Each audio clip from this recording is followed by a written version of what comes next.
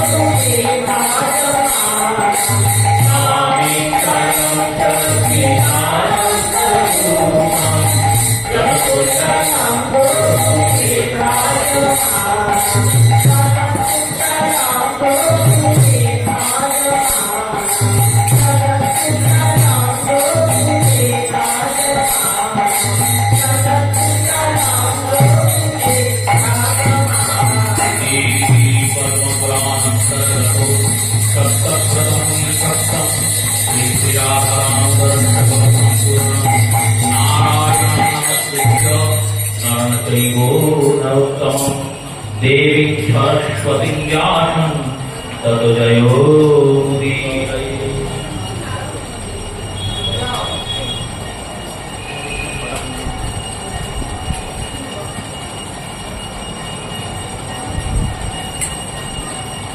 শ্রী শ্রী গৌর গোবিন্দ মকরন্দ মাধুর্য লীলালব্ধেষু সজ্জন বৈষ্ণব বৃন্দ শ্রদ্ধেয়া মাতৃমণ্ডলীর চরণে প্রণাম পূর্ব। রাধা দামোদরের অশেষ অনুকম্পায় নিয়ম সেবা দামোদর ব্রত উপলক্ষে যে মাসব্যাপী হরিকথা শ্রবণের আস্বাদনের আয়োজন করা হয়েছে তার বদ্ধকালীন কথা বিবেচনা করে পূর্বদিন আমরা শ্রীমদ্ ভাগবতের প্রথম স্কন্ধের দ্বিতীয় অধ্যায়ে শ্রী ভগবান গোবিন্দের পূর্বে 6 জন ভ্রাতাদের জন্ম, তাদের বংশ দ্বারা নিধন এবং রোহিণী মায়ের নন্দন রোহিণী নন্দন বলভদ্রের আগমন অবধি শ্রবণ করেছি। বলরামের আবির্ভাবের ঠিক 1 বছরের মাথায় ভগবান কৃষ্ণ আবির্ভূত হচ্ছেন। ভগবান কৃষ্ণচন্দ্র দেবকী মায়ের গর্ভে এসে অবস্থান করেছেন। মা দেবকীর রূপ তেজ আদি বৃদ্ধি হয়েছে। কারাগারের মতো নির্যাতনেও মায়ের তেজ বৃদ্ধি হচ্ছে, কারণ স্বয়ং পরমেশ্বর তাঁর গর্ভে অবস্থান করছেন। বংশের ওই অন্ধকার কারাগার দেবকী মায়ের অঙ্গ ছটাতে আলোকিত হয়ে যাচ্ছে। মা দেবকীর অঙ্গ থেকে সুন্দর চন্দনের গন্ধ আপনা আপনি নির্গত হচ্ছে। এই সমস্ত দিব্য লক্ষণ দেবকী মায়ের মধ্যে দর্শিত হচ্ছে। সমস্ত দেবগুরু চিন্তা করলেন, ভগবান যখন আমাদের পরিত্রাণের জন্য নরলীলা করবেন বলে মাতা দেবকীর গর্ভে গিয়ে অবস্থান করছেন, আমাদের উচিত ভগবানের স্তুতি করা। স্তুতি বন্দে প্রার্থয়ে দেবতানাং অর্চনং যথা। দেবতারা স্তুতি দ্বারা অতি প্রসন্ন, তাই সমস্ত পূজাতে স্তুতি প্রয়োগ। স্তুতি মানে বন্দনা। যদ্যপি প্রত্যেক দেবতার জন্য পৃথক পৃথক ব্যবস্থার বর্ণনা করতে গিয়ে গৌতম বললেন, প্রণিপাতশ্চ সূর্যয়াম ভোজনে গণপতি তথা অর্ঘ্যদানে গঙ্গে চ অলঙ্কার বিষ্ণুপ্রিয় স্তুতিতে চ অম্বিকা জলধারে দেবসয়। বললেন, দেখো, প্রণাম করলে সূর্যদেব তুষ্ট হন। সূর্যদেব আর কিছু চান না। সূর্যদেব ভাবেন যে আমাকে প্রণাম করছে, সূর্যদেব তার প্রতি অতিশয় তুষ্ট। সেই কারণে সূর্য প্রণাম নিত্য ক্রমের মধ্যে পড়ে। প্রত্যেক সনাতন হিন্দু উচিত প্রাতকালে অর্চনার আগে পরে স্নানান্তে সূর্যদেবকে প্রণাম করা। প্রণামে সূর্যদেব তুষ্ট হন। আর ভোজনে ভোগের দ্বারা গণেশ প্রসন্ন হন। গণেশকে লাড্ডু মোদক আদি ভোগ দিলে গণেশ অতিশয় প্রসন্ন হন। ভগবান বিষ্ণু অলঙ্কারে প্রসন্ন হন। ভগবান শৃঙ্গার প্রিয়। অলঙ্কার ভগবান সাজতে ভালোবাসেন।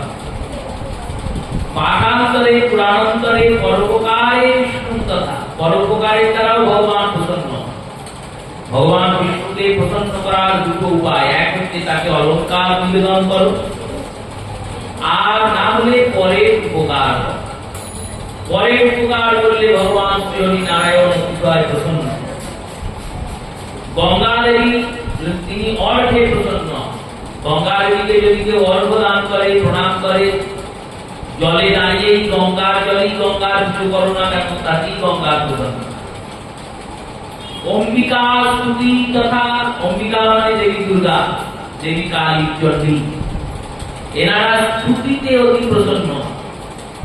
আর এই স্তুতিতে প্রসন্ন হন বলে এনাদের যে মন্ত্রগুলি হয়, মন্ত্রগুলির মধ্যে অধিক শক্তি প্রয়োগ করা, এমন করে এই মন্ত্রের উচ্চারণ করা হয় বা স্তুতি প্রয়োগ করা হয় যাতে দেবীর মনোনিবেশটা স্তুতির মধ্যে হয়ে যায়।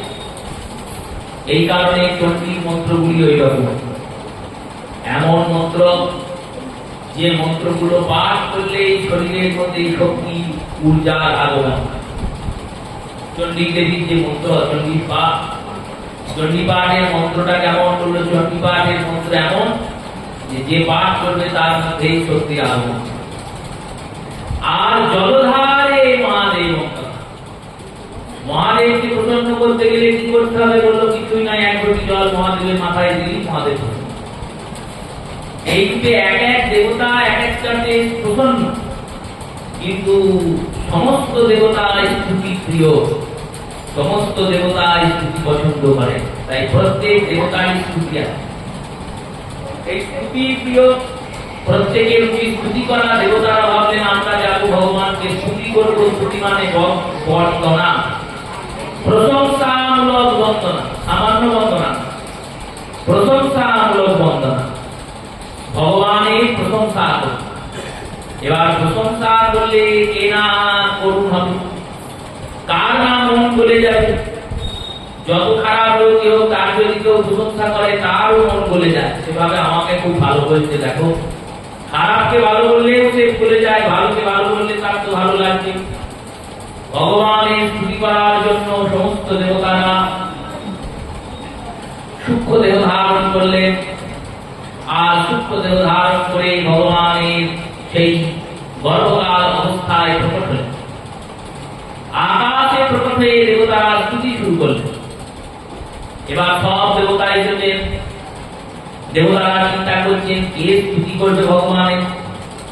ইন্দ্র মনে মনে ভাবছে আমি যে ভগবানের স্তুতি করব, যদি ভুলভাল কিছু বলে ফেলি। সবার আগে যিনি সব থেকে বয়োবৃদ্ধ এবং জ্ঞানবৃদ্ধ তাকেই সুযোগ দেওয়া উচিত। শুধু বয়সে বড় হলেই হবে না, জ্ঞানেও বড় হতে। কারণ বয়স আর জ্ঞান দুই দিক দিয়ে যদি তিনি বড় হন তাহলে বয়সের জন্য অভিজ্ঞতা থাকবে আর জ্ঞানের জন্য জ্ঞান থাকবে। এই দুইয়ের সমবেশ যখন হবে তখন তিনি ভগবানকে প্রসন্ন করার মতোই স্তুতি করবেন। চিন্তা করলেন আমাদের মধ্যে সব থেকে বয়সে বড় হচ্ছেন ব্রহ্মা, আর সব থেকে জ্ঞান ব্রহ্মার বেশি, কারণ ব্রহ্মা বেদ গর্ভ। ব্রহ্মার চতুর্মুখ থেকেই তো বেদ নির্গমন হয়েছে। তাই বেদ গর্ভ ব্রহ্মাকেই বললেন আপনি স্তুতি করুন ভগবানের। আমরা পিছনে পিছনে দোয়া করে দিই। মুখ্য গায়ক কি করে? মুখ্য গান করে। এবার মুখ্য গায়ক কি 10টা হয়? হয় না, মুখ্য গায়ক একটাই হয়। দোয়ার 10টা হতে পারে, যে পরে ওই গানটাকে দ্বিতীয়বার আবৃত করবে, দ্বিতীয়বার বলবে, সে 10টা হতে পারে, 20টা হতে পারে, 100টা হতে পারে, কিন্তু মুখ্য গায়ক একজন করবে। তাই আপনি মুখ্য গায়ন করুন, আমরা পিছনে পিছনে ওইটাই আবার বলবো, ভগবান প্রসন্ন। এবার ব্রহ্মা স্তুতি শুরু করলেন। সুখদেব গোস্বামী পাদ বলছেন, ব্রহ্মা স্তুতি করছেন, শোনো। সত্যব্রতম সত্যম পরম দৃশ্যস্য সত্যস্য যোনি নিহিতস্য সত্যে সত্যস্য সত্যামৃত সত্য নেত্রম তস্মাৎ ত্বাং শরণং প্রপন্নঃ। ভগবানকে বললেন, হে ভগবান, তুমি সত্যব্রত, তুমি পরম সত্য, তুমি ত্রিসত্য, তুমি সত্য স্বরূপ, তোমার আগমনটাও সত্য, তুমি সত্যের প্রাণ স্বরূপ, তুমি সত্যের অমৃত স্বরূপ, আর সত্যের আত্মা স্বরূপ তুমি। আমরা তোমার শরণাগতি গ্রহণ করলাম। এই শ্লোকে মোট 9 বার সত্য বলা হয়েছে।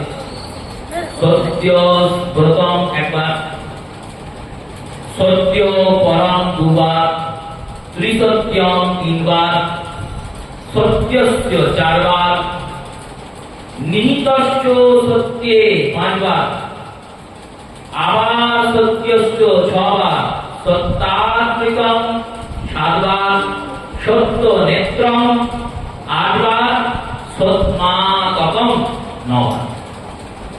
এই 9 বার সত্য বলে ভগবানের স্তুতি করেছেন। কেন করেছেন? শ্রীধর গোস্বামী পাদ বলছেন, শোনো, শ্রীমদ্ ভাগবত যখন সূচিত হয়েছে তখন শ্রীমদ্ ভাগবতের প্রথম স্কন্ধের প্রথম অধ্যায়ের প্রথম শ্লোকে ব্যাসদেব বলেছেন, জন্ম দাস্য তত বিময় বিনর্গত তেন ব্রহ্ম ইয়াতি কবয়ে রিয়া তদস্মরায়স্মরা সত্যম পরম ধীমহি। বললেন, আমরা এই শ্রীমদ্ ভাগবতের ধ্যান করব। কার? সত্যের ধ্যান। সত্যম পরম ধীমহি। কোন সত্যের? পরম সত্যের ধ্যান করব। বলেননি যে কৃষ্ণং পরম ধীমহি, গৌরং পরম ধীমহি, রামং পরম ধীমহি, দুর্গাং পরম ধীমহি, শৈবং পরম ধীমহি। কারুর নাম করেন? সত্যং পরম ধীমহি। সত্যের ধ্যান করব। অন্যান্য পুরাণের সঙ্গে ভাগবতের বিশেষত্বটা এখানে। অন্যান্য পুরাণের প্রতিপাদ্য দেবতাকে প্রথমেই বন্দনা করেছেন ব্যাসদেব, কিন্তু ভাগবতে দেবতার বন্দনা না করে সত্যের বন্দনা করেছেন। কেন? বলে অন্যান্য দেবতারা সত্য স্বরূপ, আর ভগবান কৃষ্ণ হচ্ছেন পরম সত্য স্বরূপ। তাই সত্যম পরম ধীমহি, এই সত্যের ধ্যান করার জন্য ব্যাসদেব ভাগবত রচনা করেছেন। এবার এই সত্যটাকে সেটা জানাচ্ছেন দশম স্কন্ধে। ব্রহ্মা বলছেন, সত্যব্রতম সত্যম পরম, তুমি পরম সত্য। পরম সত্যের ধ্যান করার জন্য ব্যাসদেব ভাগবত লিখেছেন, রচনা করেছেন। আর এই পরম সত্যই হচ্ছেন ভগবান কৃষ্ণচন্দ্র। তার সব থেকে বড় প্রমাণ এই শ্লোক। বললেন, তুমি সত্যম ব্রত। সত্য ব্রত কেন? যস্য ব্রতশ্চ সত্য, যার ব্রতটাই হলো সত্য, যিনি সত্যকে ব্রতের মতো ধারণ করেছেন। ভগবান কৃষ্ণ সত্যকে ব্রতের মতো ধারণ করেছেন। ভগবান কৃষ্ণের কি কোনো ব্রত আছে? ভগবান কৃষ্ণের জন্য তো অনেক ব্রত আছে। আমরা একাদশী ব্রত করি, হরিবাসর হরিতোষণ ব্রত কেন করি? ভগবান তুষ্ট হবেন বলে, ভগবান কৃষ্ণের জন্য ব্রত। এই যে নিয়ম সেবা চলছে, দামোদর ব্রত করছি আমরা। এই দামোদর ব্রত কেন করছি? যাতে দামোদরকে প্রসন্ন করা যায়, গোবিন্দকে প্রসন্ন করা যায়। জন্মাষ্টমী, রাধাষ্টমী, রাম নবমী, নৃসিংহ চতুর্দশী, নিত্যানন্দ ত্রয়োদশী, অদ্বৈত সপ্তমী, গৌর পূর্ণিমা, এই ব্রতগুলো কেন করি আমরা? যাতে ভগবান কৃষ্ণচন্দ্র প্রসন্ন হন। ভগবানকে পাওয়ার জন্য ভক্তরা ব্রত করেন। ভগবানের কি কোনো ব্রত হয়? ভগবান ব্রত কেন করবেন? ভগবানের ব্রতটা কি শাস্ত্র অনুযায়ী হওয়া উচিত? শাস্ত্রের বিধান কি বললেন? শাস্ত্রকার বললেন, দেখো, যদি নিজে কোনো সাধক বিগ্রহ প্রতিষ্ঠা করে, তাহলে ওই বিগ্রহের প্রতিষ্ঠার পর আত্মবর্মতে সাধক সেবা দেবে। সেখানে যখন একাদশী এসে উপস্থিত হবে, দেখবেন আমাদের গোস্বামী প্রণালীর সঙ্গে অন্যান্য প্রণালী একটু ভেদ হয়ে যায়। সমস্ত প্রণালী কিন্তু গোস্বামী প্রণালী থেকে বেরিয়েছে, কেউ অস্বীকার করতে পারবে না। যদি কেউ অস্বীকার করে, তাকে আমার কাছে নিয়ে আসবে, পরম্পরা ধরে বলে দেবো কোন গোস্বামী থেকে তার প্রণালী বেরিয়েছে। যে প্রণালী যাবে, সমাজবাদী প্রণালী বলুন, গৌরীয় মঠ, গৌরীয় মিশনের প্রণালী বলুন, ইস্কনের প্রণালী বলুন, সব প্রণালী গোস্বামী প্রণালী থেকেই বেরিয়ে। কারণ মহাপ্রভুর পরিকর বংশরাই গোস্বামীগণ, তাদের থেকেই পরম্পরা অগ্রসর হচ্ছিল। 200 বছর আগে এই প্রণালী থেকে কিছু সন্ন্যাসীগণ, কিছু বিরক্তগণ, কিছু সাধুগণ, কিছু বাবাজীগণ তারা দীক্ষা গ্রহণ করে আলাদা আলাদা পরম্পরার সৃষ্টি হয়েছে। এই গোস্বামী প্রণালী আদি প্রণালী। এবার এনাদের সঙ্গে একটু মতবিরোধ হয়। যেমন একাদশীর দিন আপনারা অন্নভোগ দেন, কি করে গোবিন্দ অন্নভোগ গ্রহণ করেন? আবার অনেকে এসে বলে মহাপ্রভু তো একাদশী করেছেন আজীবন, যতদিন প্রকট লীলায় ছিলেন মহাপ্রভু একাদশী করেছেন, তাহলে একাদশীর দিন মহাপ্রভু কি করে অন্নভোগ হয়? বলে নেই। এগুলি তাদের দৃষ্টিভঙ্গিটা এককভাবে ঠিক, কিন্তু সম্পূর্ণভাবে ঠিক না। এককভাবে মানে নিজের দৃষ্টিতে ঠিক, কিন্তু সার্বজনীনভাবে ঠিক না। কেন? আমার গুরু আমার কাছে ভগবান, কিন্তু আমার গুরু জগতের কাছে ভগবান হতেও পারেন, না হতে পারে।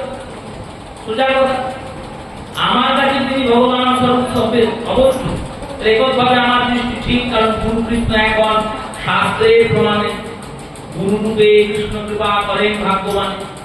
কিন্তু আমার গুরুদেব যে জগতের কাছে ভগবান হবে তা নাও হতে পারে। জগৎবন্ধু সুন্দরকে ভগবান রূপে গণ্য করা হয়, কিন্তু আমরা কি ভগবান রূপে গণ্য করতে পারবো? পারবো না। আমরা তাকে মহাপুরুষ, সাধু, সিদ্ধ মহাত্মা রূপে গণ্য করবো, ভগবান রূপে গণ্য করতে পারবো না, তাহলে ভজন নষ্ট হয়ে যাবে। এই রূপে একাদশীর দিনে অন্নভোগ দেওয়া হয়। কেন একাদশীর দিনে অন্নভোগ? এই কারণেই দেওয়া হয়, একাদশী অর্থাৎ তুচ্ছ সাধন ব্রত। এই ব্রত কে করবে? হলো ভক্ত করবে, ভগবান ব্রত করে না। ভগবানের ভোগ কখনো ব্রত হয় না। এই একাদশীর দিনে যে অন্নভোগ বন্ধটা করা হচ্ছে, এটা সম্পূর্ণ শাস্ত্র বিরুদ্ধ। যারা আত্মবদ মতে সেবা করবেন, অর্থাৎ কোন বাবাজি তিনি নিজের কুটির নির্মাণ করে রাধা গোবিন্দকে বসিয়েছেন, তিনি থাকেন আর তার গোবিন্দ থাকে। এবার তিনি আত্মবদ মতে সেবা, তিনি একাদশী করছেন, গোবিন্দ একাদশী করছেন। কিন্তু যখন কোন মন্দির প্রতিষ্ঠা হবে, যেখানে বিধিপূর্বক অর্চনা হবে, ভোগ মন্দির থাকবে, যেখানে প্রতিদিন নিত্য অন্নভোগ হবে, সেখানে একাদশীর দিনেও গোবিন্দের অন্নভোগ হবে, এটাই শাস্ত্রের বিধান। আর মহাপ্রভুর অন্নভোগ হবে, কারণ মহাপ্রভু সন্ন্যাস নিয়েছে নরলীলায়। মহাপ্রভুর নরলীলা রেখে লাভ নাই, মহাপ্রভু স্বয়ং ভগবান কৃষ্ণচন্দ্র। তাই ভগবান কৃষ্ণের যেমন অন্নভোগ হবে, ভগবান রামচন্দ্রের যেমন অন্নভোগ হবে, তেমনি গৌরচন্দ্র নিতাই চাঁদেরও অন্নভোগ হবে। এই পরম্পরায় বিগত 500 বছর ধরে মহাপ্রভুর সময় থেকে আচার্যরা পর করে আসে। এই পরম্পরাটা তারা ভুল করেছেন। এই শাস্ত্রীয় পরম্পরাতেই প্রত্যেক শ্রীপাঠে একাদশীর দিন অন্নভোগ হয়, জন্মাষ্টমীর দিন অন্নভোগ হয়, রাধাষ্টমীর দিন অন্নভোগ হয়, আর ঠিকই হয়। যারা ব্রত করবেন তারা পাবেন না প্রসাদ। কিন্তু ভগবান আমার জন্য একাদশী করবে না, আমি উপবাস করবো, ভগবান উপবাস করবে না, ভগবান শুকাবে না, তাহলে তো সেবা অপরাধ চলে যাবে। আমাদের সেবাটা আত্মবদ মানে নিজের সুখ জ্ঞান করে, যেটাই আমার সুখ হয় সেটা গোবিন্দকে দেবো, যেটাই আমার কষ্ট হয় সেটা গোবিন্দকে দেবো না, এটাকে আত্মবদ মত সেবা বলে। আর এখন সেবা হয়ে গিয়েছে কিরকম? বললো আমার সুগার হয়েছে, তাই গোবিন্দের পায়েস খাওয়া বন্ধ করে দিয়েছি আমি। তো পায়েসটা খাবে কে? আমি এত সুগার, খাবে কে? খাবে না, লোক থেকে খাওয়াবে, ছোট ছেলেদের থেকে পায়েস দেবে, নাহলে গঙ্গায় দিয়ে দেবে। হরিদাসের ভজন দেখুন, বাঁকে বিহারী গোবিন্দের অনন্য ভক্ত সেবা। হরিদাস প্রতিদিন 56 ভোগ গোবিন্দকে গ্রহণ করান দেন, আর নিজে ওই জনাপায়ে বাড়ি থেকে মান করে দীক্ষা করে এনে ওই আটাকে এক জায়গায় করে যমুনার জল দিয়ে মেখে দুটো রুটি কোন রকমে করেন, আর চেপটি করে নিয়ে তাকেই ওই সেকে নিয়ে ওইটাই পান। গোবিন্দ এসে হরিদাসকে বলছেন, আমাকে তুমি এত খাওয়াও আর তুমি এই খাও, আমার কষ্ট হয়। আবার যখন প্রসাদ পান না, তখন ওটা গোবিন্দকে তুলসী দিয়ে দেন না, ওই ভোগটাকে নিয়ে যান, আর নিয়ে গিয়ে গোবিন্দের চারিদিকে একবার ঘোরান, চারিদিকে 7 বার ঘুরিয়ে, মাথার উপর 7 বার ঘুরিয়ে নিয়ে এসে পেয়ে নেন। বাঁকে বিহারী বলছেন, তা ওটা ভোগ লাগালেই পারো। বলে প্রভু ওটা খাওয়ার যোগ্য নয়, তাই তোমাকে ভোগ দেওয়া যাবে না। তুমি এত সুকোমল, তুমি কি ওই পোড়া রুটি খেতে পারো? তাই তুমি আর ভোগ খাবে, আমি পোড়া রুটি খাবো। বেশ, সে বুঝলাম, তুলসী নাই দিলে না, ভোগ দিলে না, আমার মাথার উপর ঘোরা হবে না, কি আছে?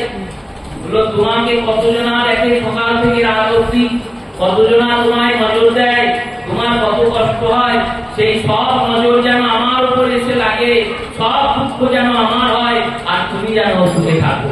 এই হলো এই হলো সেবা। কৃষ্ণ সুখ তাৎপর্য অত সেবা, কৃষ্ণের সুখ তাৎপর্যটাই সেবা। ভগবানকে পাওয়ার জন্য ভক্তরা ব্রত করেন। ভগবান তাহলে কি ব্রত করবেন? সত্য ব্রত করেছেন ব্রহ্মা, বললেন ভগবানের একটাই ব্রত। কি ব্রত? না, ভক্ত মোর মাতা পিতা, ভক্ত মোর গুরু, ভক্তরাই নাম রেখেছে বাঞ্ছা কল্পতরু।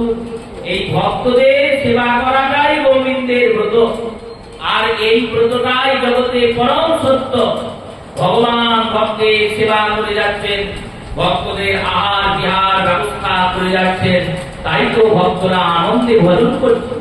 ব্রহ্মা বলছেন, আমাদের উপর কৃপা করে তো তুমি এসেছো, নাহলে তোমার কি দরকার আসা? তোমার তো আসার প্রয়োজনই নাই। তুমি আমাদেরকে পরিত্রাণ করবে বলে, মেদিনী পৃথিবীকে রক্ষা করবে বলে এসেছো, এই যে করুণা করে তুমি আসছো প্রভু, এই আশাটাই তোমার ব্রত। ভক্তের রক্ষা করা, ভক্তকে আহার দেওয়া, ভক্তের বিহার দেওয়া, ভক্তের জাগক্ষেম বহন করাটাই তোমার ব্রত। তাই তুমি সত্য করো, পরম সত্যম পরম, তিনি পরম সত্য। পরম সত্য মানে সবার উপরে সত্য, তার উপর আর কোনো সত্য নাই। পরম সত্য, দুই সত্য, তিন সত্য। তিন সত্য শব্দের অর্থে দুটো ভাব বিকাশ করেছেন শ্রী বিশ্বনাথ চক্রবর্তী। বললেন ভূতকাল, বর্তমান কাল, ভবিষ্যৎ কাল, তিন কালেই যিনি সত্য স্বরূপ বিদ্যমান। ভূতকালে যিনি সত্য স্বরূপ ছিলেন, বর্তমান কালে যিনি সত্য স্বরূপ আছেন, আর ভবিষ্যৎ কালেও যিনি সত্য স্বরূপ থাকবেন, তিনি ত্রিসত্য।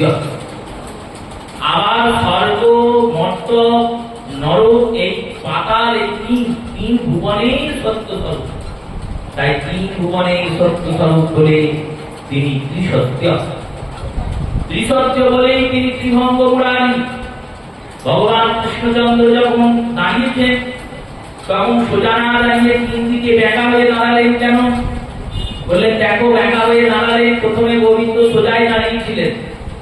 সোজাতেই দাঁড়িয়েছে, তখন অসুরেরা, দানবেরা গিয়ে গোবিন্দকে বলছে, প্রভু তোমাকে কি আমরা পাবো না? তোমার কি কৃপা আমরা প্রাপ্তি করবো না?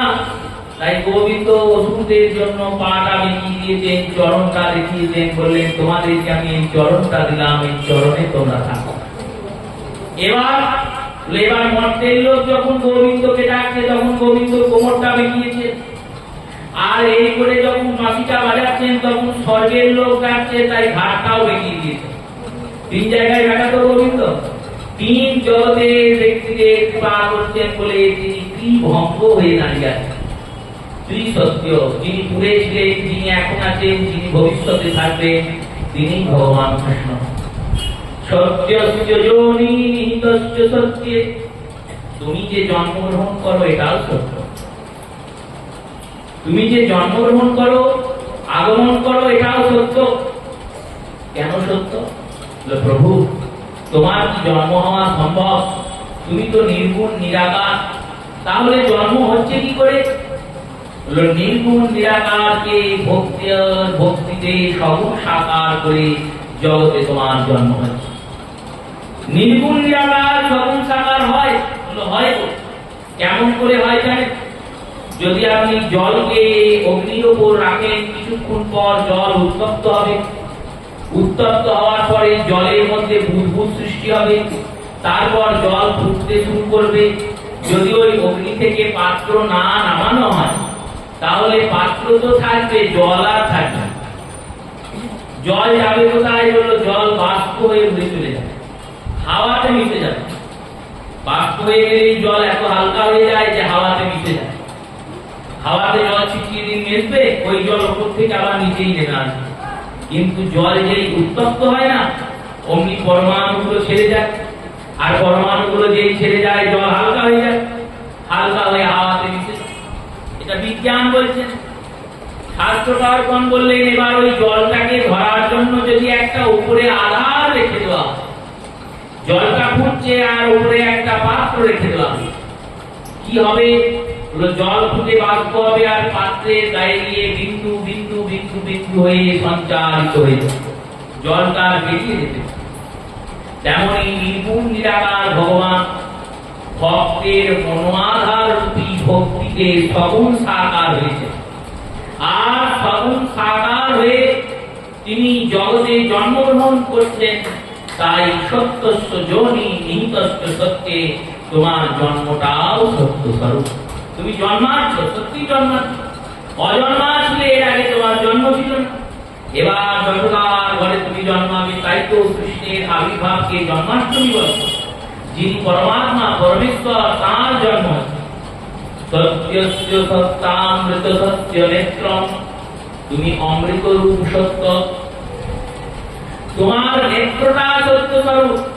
নেত্রটা সত্য স্বরূপ মানে ভগবান নেত্র দিয়ে কি করে? নেত্র দিয়ে ভক্তদের কৃপা করেন। তাই হে গোবিন্দ, তোমার কৃপার যে দৃষ্টি সেটা সত্য স্বরূপ। সৎমাত্মকম ত্বং শরণং প্রপন্না, তুমি সত্যের আত্মাও সত্য। তোমার সত্যটা কেমন হলো? সত্যের যদি আত্মা থাকে, যেমন দেহের থেকে দামি হলো আত্মা। কেন না? দেহের মধ্যে আত্মা আছে বলে দেহ জীবিত। দেহের মধ্যে যদি আত্মা না থাকে তাহলে দেহটার কোনো দাম আছে? দেহটার কোনো দাম নাই। তেমনই সত্যের আত্মা তুমি।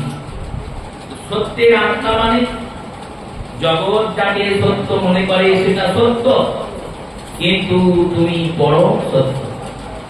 জগতে কোন ব্যক্তি সারা জীবন সত্য কথা বললো, সত্য পথে চললো, কিন্তু পরম সত্য স্বরূপ তোমার ভজনা করলো না, তাহলে সারা জীবনের কর্ম করেও তার লাভ কিছু হলো না।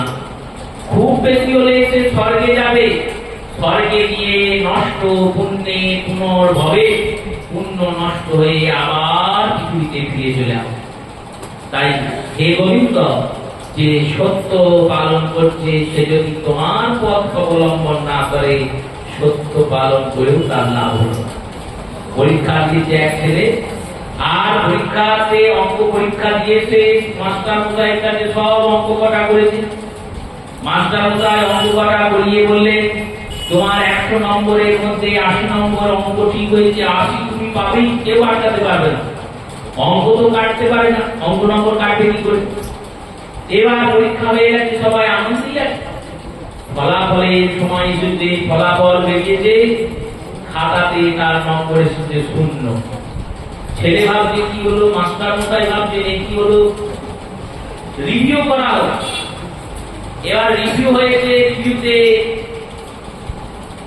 খাতাটা দেওয়া হয়েছে, তাকে দেখো কি হয়েছে, কেন নম্বর 0 হয়েছে। মাস্টার মশাই অঙ্ক মেলাচ্ছেন, হ্যাঁ সব অঙ্ক ঠিক আছে। ছাত্র অঙ্ক মেলাচ্ছে, হ্যাঁ সব ঠিক আছে। অঙ্ক ঠিক আছে, তাহলে নম্বর কাটলেন কি করে? 0 নম্বর এলো কি করে? যিনি খাতা দেখেছেন তিনি বললেন সব অঙ্কই ঠিক করেছে, কিন্তু নামটাই তো লেখেনি, রোল নম্বরটাই লেখেনি।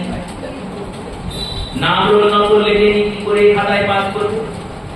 তেমনই আপনি মনুষ্য জন্ম পেলেন, সমস্ত অঙ্ক আপনি ঠিক করলেন, কিন্তু গোবিন্দের চরণে আপনি নাম লেখালেন না, ভক্তদের মাঝে আপনি রোল দিলেন না। তাহলে সারা জীবন জীবন খাতায় এত কিছু লিখে যেদিনকে রেজাল্টের দিন হবে সেদিন জিরোই পাবেন, কিছুই পাবেন। কেন হলো? মনুষ্য শরীরটা ভগবত ভজনের জন্য। কৃষ্ণ ভজিবার তরে সংসারেতে আইনু, বৃথা মায়ায় বদ্ধ হয়ে বৃক্ষ সম হইল। ফলরূপে পুত্র কন্যা ডাল ভাঙি পরে, কালরূপে পৃথিবীতে পক্ষ বাসা করে। এই কৃষ্ণ ভজনা করার জন্যই তো আমরা এসেছি। কৃষ্ণ ভজনা করতেই আমাদের আগমন হয়েছে। আর কৃষ্ণের ভজনা করতে আমরা এসে সারা জীবন এই কাজ ওই কাজ সেই কাজ করে গেলাম, কৃষ্ণ ভজলাম না। পুত্র ধর্ম পালন করলাম, পতি ধর্ম পালন করলাম, পিতৃধর্ম পালন করলাম, মাতৃধর্ম পালন করলাম, পত্নী ধর্ম পালন করলাম, মনুষ্য ধর্ম পালন করলে কি? ধর্ম মানে কর্তব্য, ধর্ম মানে শুধু জাতি নয়। আমরা ভাবি ধর্ম মানে জাতি, হিন্দু ধর্ম, মুসলমান ধর্ম, না, এগুলো পদ মত। ধর্ম শব্দের অর্থ হচ্ছে দৃশ্যগত ধর্ম, যেটা ধারণ করা হয়, মানে কর্তব্য, ডিউটি। এই মানব ধর্ম বলতে মানুষের ধর্ম কি?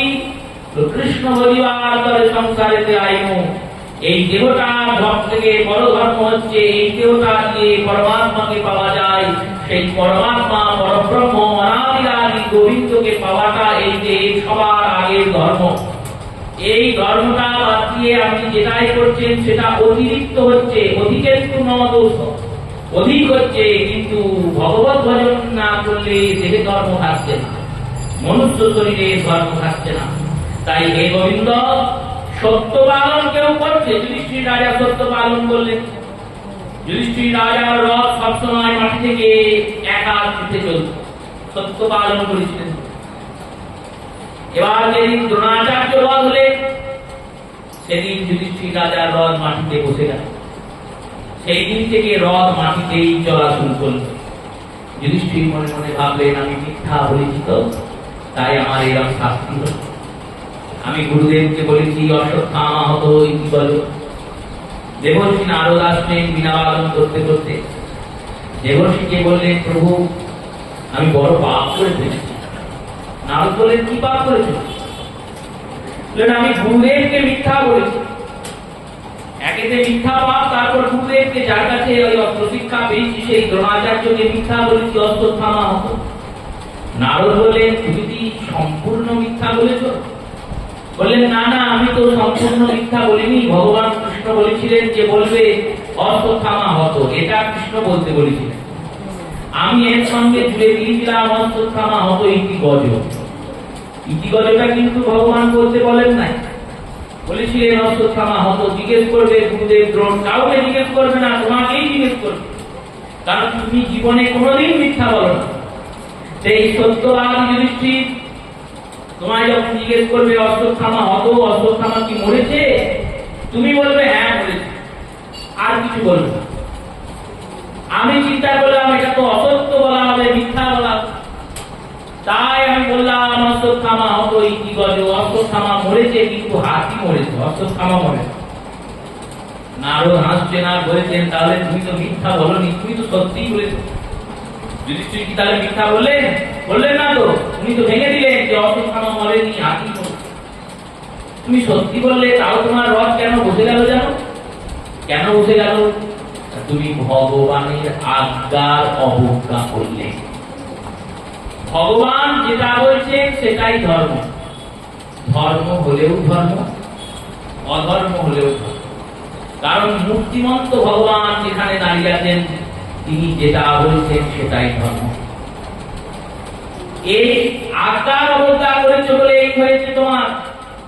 আর অন্যদিকে দেখুন, অর্জুনকে ভগবান বলছেন কর্ণকে এখনই বধ করো। অর্জুন ভাবছে মনে মনে যে কর্ণকে বধ করবো, কর্ণ তো রথের চাকা দুলছে, হাতে ধনুর নাই, বাণ নাই, নিরস্ত্র যোদ্ধা, তাকে কি করে হত্যা করি?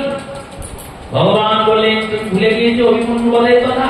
অর্জুন আর কিছু বললেন না, অস্ত্র চিন্তন করলে কর্ণের শীষটাকে ছেদন করলেন, কর্ণকে বধ করলেন।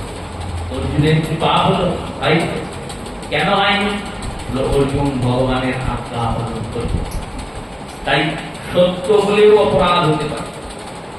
এক ঋষি গিয়েছেন নরকে, যমরাজকে গিয়ে বলেছেন, আমি সারা জীবন কোনোদিন অধর্ম করি নাই, তাহলে আমি নরকে এলাম কেন? যমরাজ বলছেন, তুমি সত্য বলার জন্য নরকে। ঋষি বললেন, এটা আবার কি কথা হলো? সত্য বলাটাই তো ধর্ম। বেদ আদেশ করেছেন সত্যং বদ মিথ্যা নকশ্চিতঃ। সত্য বলো, মিথ্যা কখনো বলো না। আমি বেদ পড়েছি, জানি, আমি সত্যই বলেছি সারা জীবন, তাহলে আমার নরক হলো কেন? যমরাজ বলছেন, শোনো, একদিন একদিন তুমি আশ্রমে বসেছিলে, তোমার সামনে দিয়ে একটা গাভী ছুটতে ছুটতে আসছিল, মনে পড়ছে? বললেন হ্যাঁ মনে পড়ছে। আর কি মনে পড়ছে? বললো গাভীর পিছনে একটা লোক ধারালো অস্ত্র নিয়ে আসছিল, কথায় গাভীকে হত্যা করবে। গাভীটা এসে আশ্রমের বাঁ দিক দিয়ে চলে গেল। কসাইটা এসে আমায় জিজ্ঞেস করলো গরুটা কোন দিকে গিয়েছে। এই গরুটা কোন দিকে যখন গিয়েছে জিজ্ঞেস করেছে, তখন তুমি বলেছো বাঁ দিকে গিয়েছে, যেটা গিয়েছে সেটাই বলেছো। কসাইটা গিয়ে গরুটাকে ধরেছে, ধরে তাকে হত্যা করেছে, গোবধ হয়েছে। আর গোবধ হয়েছে কেন? তোমার সত্য বলার জন্য গোবধ হয়েছে। তাই এই সত্য বলার জন্য তুমি নরকে। সেই দিন যদি ওই গোমাতাকে রক্ষা করার জন্য তুমি মিথ্যা বলতে, তাহলে ধর্ম হয়ে যেত। ধর্মের এতটা সুচারু দেখা। সেই রূপে সব থেকে বড় সত্য হলো ভগবান। ভগবানের জন্য মিথ্যা বলা যায়, ভগবানের জন্য অধর্ম করা যায়, ভগবানের জন্য অকর্ম করা যায়, কিন্তু ভগবানের জন্য অন্য কোনো কারণে নয়। কিন্তু বারবার সাবধান। মহাপ্রভু ভক্ত গোবিন্দ দাস এই শিক্ষাই দিচ্ছেন। মহাপ্রভু গম্ভীরায় শুয়ে আছেন, রথে ক্লান্ত হয়ে শান্ত হয়ে কীর্তন আনন্দে। আর শুয়ে আছেন কি করে? না দরজার সামনে আড়াআড়ি ভাবে শুয়ে আছেন। এমন করেই শুয়ে আছেন যে ঘরে যদি প্রবেশ করতে হয় তাহলে মহাপ্রভুকে লঙ্ঘন করে ডেক দিয়ে প্রবেশ করতে হবে। মহাপ্রভুকে লঙ্ঘন করে প্রবেশ না করলে ঘরে প্রবেশের কোনো উপায় নাই। গোবিন্দ দাস গিয়েছেন প্রভুর অঙ্গমর্দন করবেন, প্রভুর পাদ সেবন করবেন, যাতে প্রভুর ক্লান্তি দূর হয়। মহাপ্রভুকে গিয়ে বলছেন প্রভু একটু সরুন, তাহলে আমি ঘরে প্রবেশ করতে পারি। মহাপ্রভু বলছেন গোবিন্দ আমার নড়ার ক্ষমতা নাই, আমি এইভাবেই শুয়ে আছি, শুয়ে থাকতে দাও। গোবিন্দ দাস দেখলেন প্রভুর শরীরে চরম কষ্ট। সংকীর্তনের পরিশ্রম জানে গোড়ায়। সংকীর্তনে যে কি পরিশ্রম হয় সেটা মহাপ্রভু শিখিয়ে দিয়েছেন। প্রভু কীর্তন করছেন, প্রভুর অঙ্গ থেকে এমন স্বেদ নির্গত হচ্ছে, ঘাম নির্গত হচ্ছে যে সেই স্বেদে পার্শ্ববর্তী যারা আছে তারা সবাই ভিজে যাচ্ছে, এত ঘাম। এইরকম সংকীর্তনের পরিশ্রম জানে গোড়ায়। সেই সংকীর্তন রঙ্গকারী, সংকীর্তন জনক মহাপ্রভুর পরিশ্রম হয়েছে, তিনি ক্লান্ত হয়ে শুয়ে আছেন। তার পরিশ্রমাক্রান্ত বদনকে, পরিশ্রান্ত দেহকে সুস্থ করার জন্য, শান্ত করার জন্য, ক্লান্তি দূর করার জন্য সেবা প্রয়োজন। সেই সেবা করতে গেলে প্রভুকে লঙ্ঘন করতে হবে। গোবিন্দ দাস একটা কাজ করলেন, উত্তরীয়টাকে প্রভুর ওপর দিলেন, আর প্রভুর ওপর দিয়ে প্রভুকে লঙ্ঘন করে ঘরে প্রবেশ করলেন। ঘরে প্রবেশ করে সমস্ত প্রভুর অঙ্গ সেবা করলেন, চরণ সেবা করলেন। সেবা করে চুপচাপ প্রভুর পাশে বসে থাকলেন। মহাপ্রভু সুখে নিদ্রিত হলেন। মধ্যাহ্নকাল পার হয়ে, অপরাহ্ন পার হয়ে সন্ধ্যার আগমন হয়ে গেছে। প্রভু উঠলেন, উঠে বললেন গোবিন্দ তুমি প্রসাদ পেয়েছ? গোবিন্দ বললেন কি করে প্রসাদ পাবো? প্রসাদ পেতে যেতে গেলে যে আপনাকে লঙ্ঘন করে যেতে হতো, আপনাকে পার করে যেতে হতো। ভগবানকে পার করে গিয়ে কি প্রসাদ পাওয়া যায়? এ তো অপরাধ হবে, নরকে যেতে হবে। মহাপ্রভু উঠলেন, উঠে বললেন তুমি এলে কি করে? তাহলে তুমি যাওয়ার সময় যেতে পারছো না, নরকে যেতে হবে বলে যখন ঘরে প্রবেশ করেছো তখন তো এই কাজ করেই এসেছো বা তখন তো আমাকে লঙ্ঘন করে আমাকে ডেঙ্কিয়েই এসেছো। তখন তোমার নরকে যাওয়ার ভয় ছিল না, তখন তোমার অপরাধ বোধ ছিল না, তখন তোমার পাপ চিন্তন ছিল না। গোবিন্দ বলছেন ভগবানের সেবার সুখের জন্য নরকের থেকেও খারাপ জায়গা হলে আমি যেতে রাজি আছি, কিন্তু আমার এই পাপী পেট ভরানোর জন্য, দেহকে রক্ষা করার জন্য বিন্দু মাত্র অধর্ম আমি করতে পারবো না। এটাই শাস্ত্রের শিক্ষা। ভগবানের জন্য করা যাবে কিন্তু নিজের জন্য করা যাবে না। তাই সৎমাত্মকং ত্বং শরণং প্রপন্না দেবতারা বন্দনা করলেন, আমরা একটু বন্দনা করি। ভগবানের বন্দনা করে কথা প্রসঙ্গ অগ্রসর করব।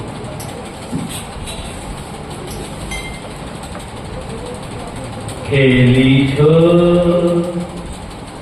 এ বিশ্বলয়ে বিরাট শিশু আনমনে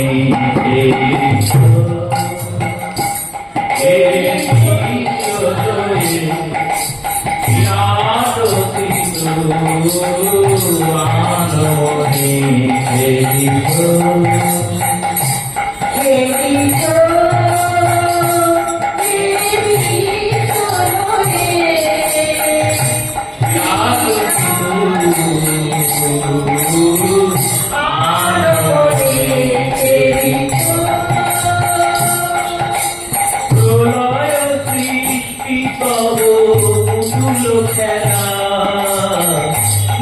নীরজনে প্রভু নীরজনে সেবিত হে বিশ্বজনে বিরাট শিশু আননে সেবিত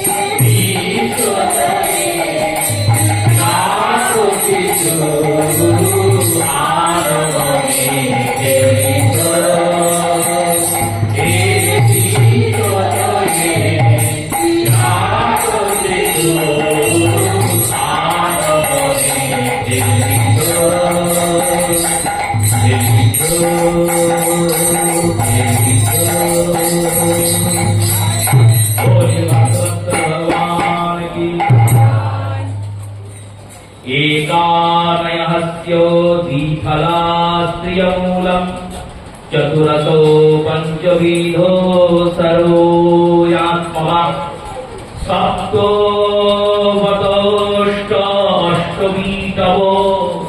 नवाक्षो दशचेदिति गतोरिति বৃক্ষः। কত সুন্দর শ্লোক দেখুন শ্রীমদ্ ভাগবত। যেমন ধারাপাতের নির্মাণ করেছেন বিদ্যাসাগর মহাশয়।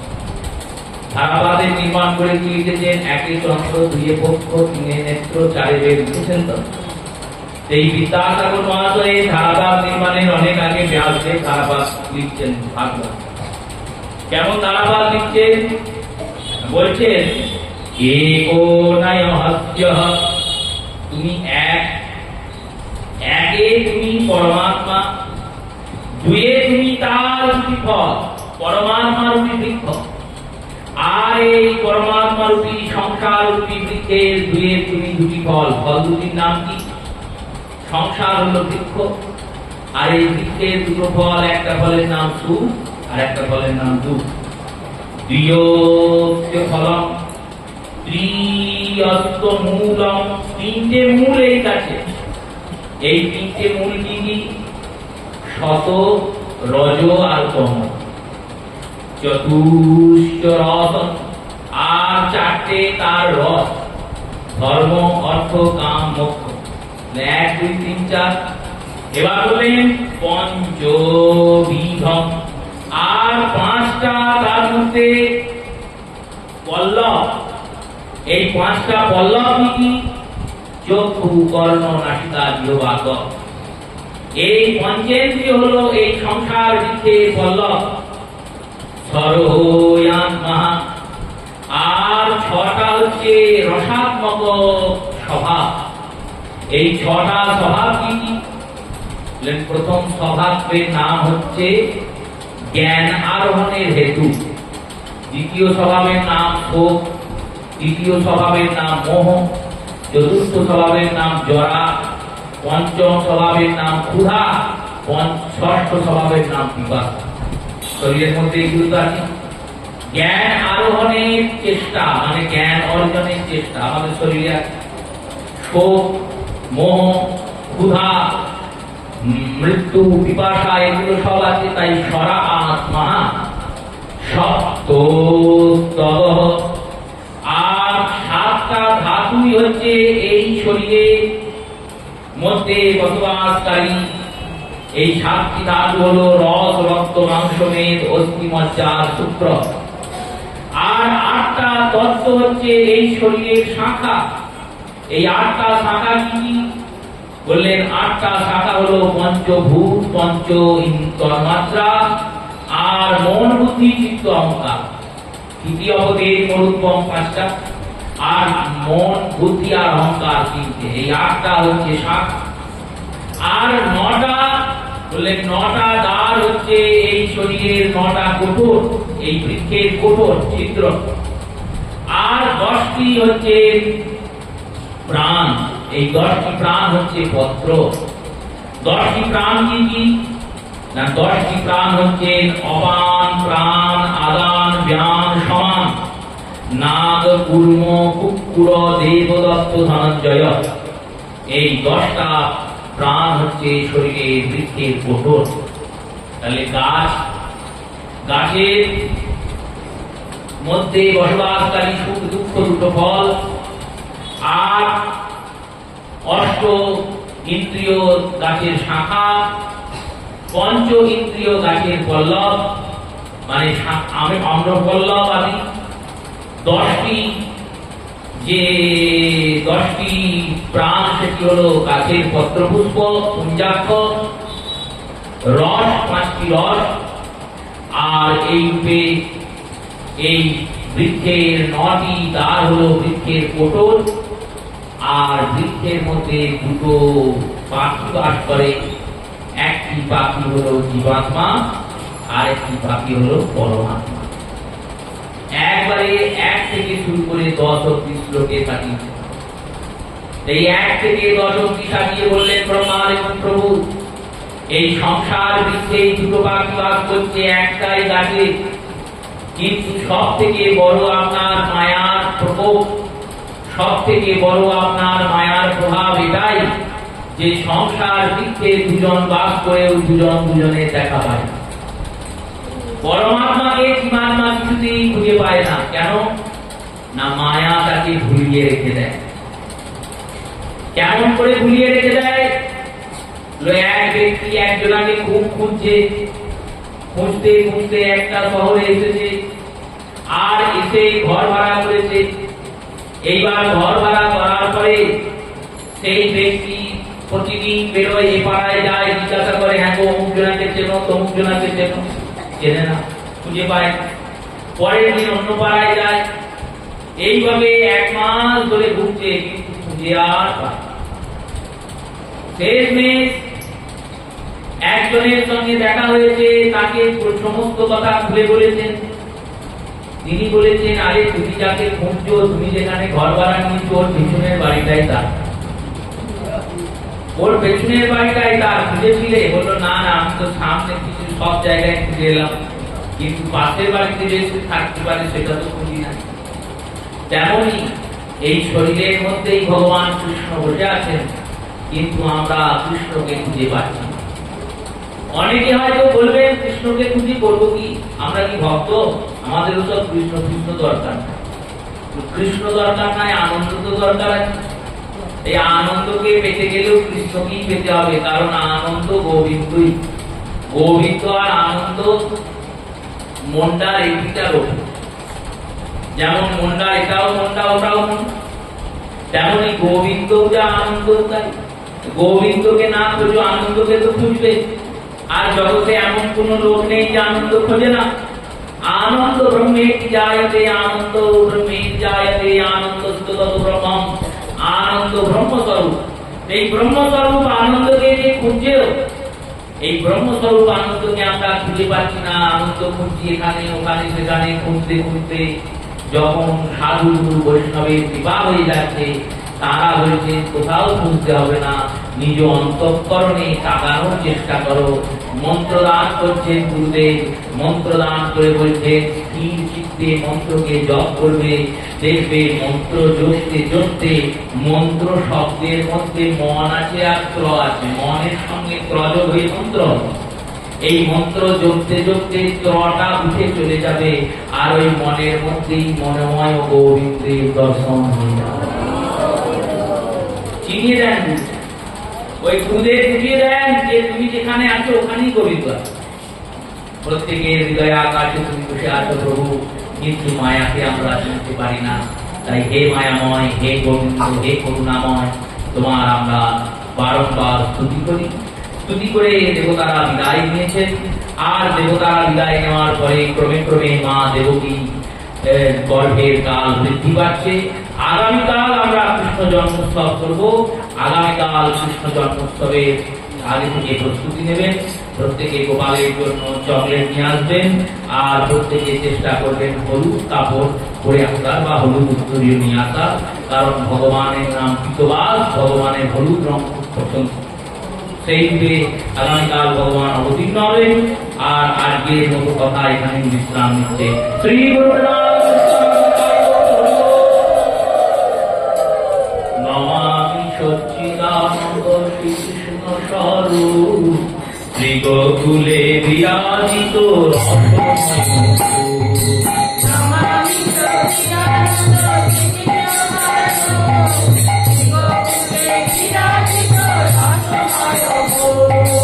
হরি হরি মাতৃভয়ে পলায়ন গিলা, শ্রবণী কুন্তল তোলে বলে বনমালা।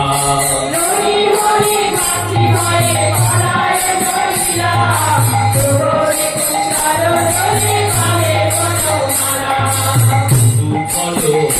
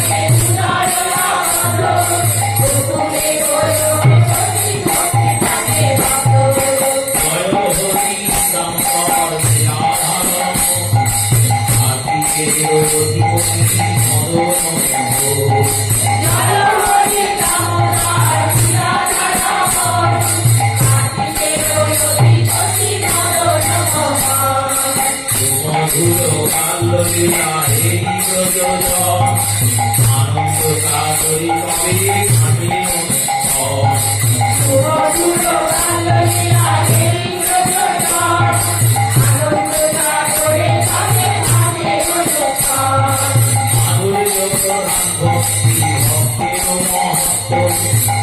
ঐশ্বর্য প্রধান ভক্তি জানাতে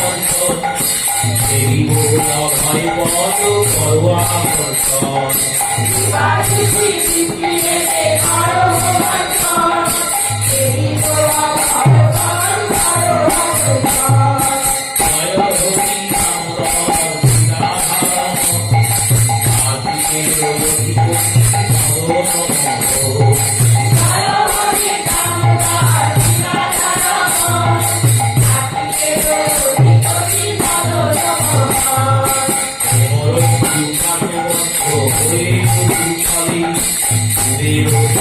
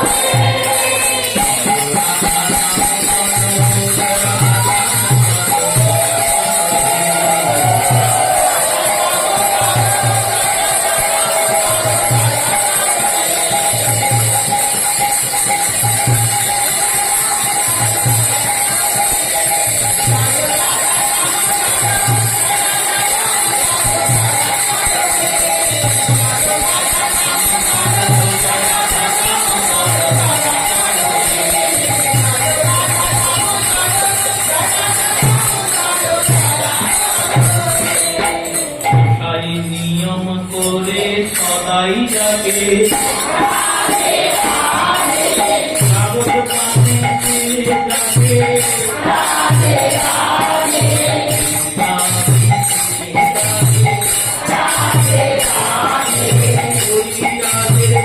রাধে